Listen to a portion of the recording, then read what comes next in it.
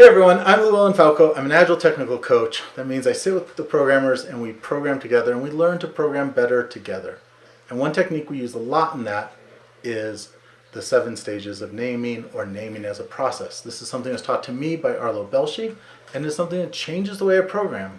And one of the big ways it changes is not all these individual steps, but just the basic idea that it's not a final goal. Is anytime I have a better name, I'm using that name, and I will revisit it. But let's go through the steps. Step 1 is usually you have missing. You don't even have a name. You just have code out there in the wild, these big blocks that deserve a name.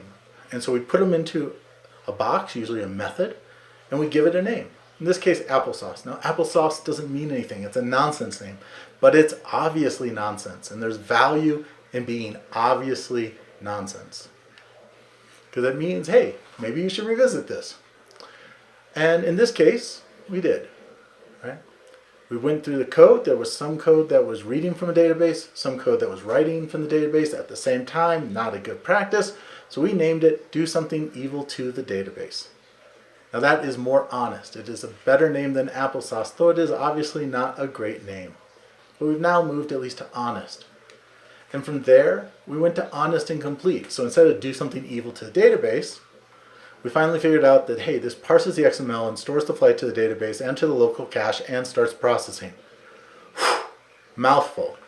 But honest and complete.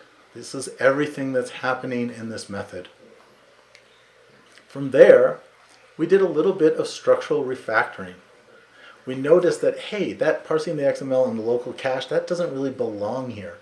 So we moved it out. And now we have does the right thing. This stores the flight to the database and it starts the processing. From there, we went from doing the right thing to intent. So what it does is store the flight to the database and start processing.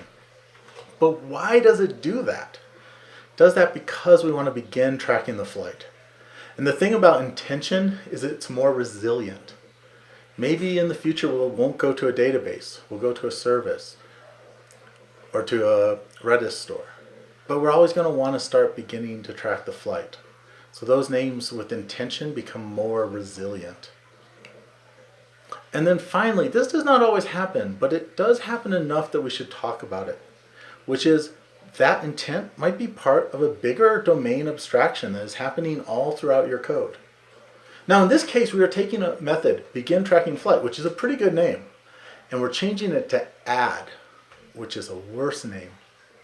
But in the context of I am adding a flight to the monitoring panel, that's where we get the better naming. Right? Oh, this is a thing I do with multiple things, and I just happen to also be doing it with the flight. So that's it. That's the 7 stages of naming. It's really simple, really basic, but it's been really helpful to me and my teams. And I hope it's really helpful to you and your teams. Hey, if you enjoyed this, there's links to my GitHub repos and other talks and videos and presentations down below.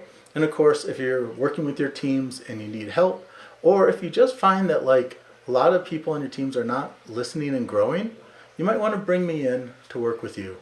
We can start to make that process go smoother and faster.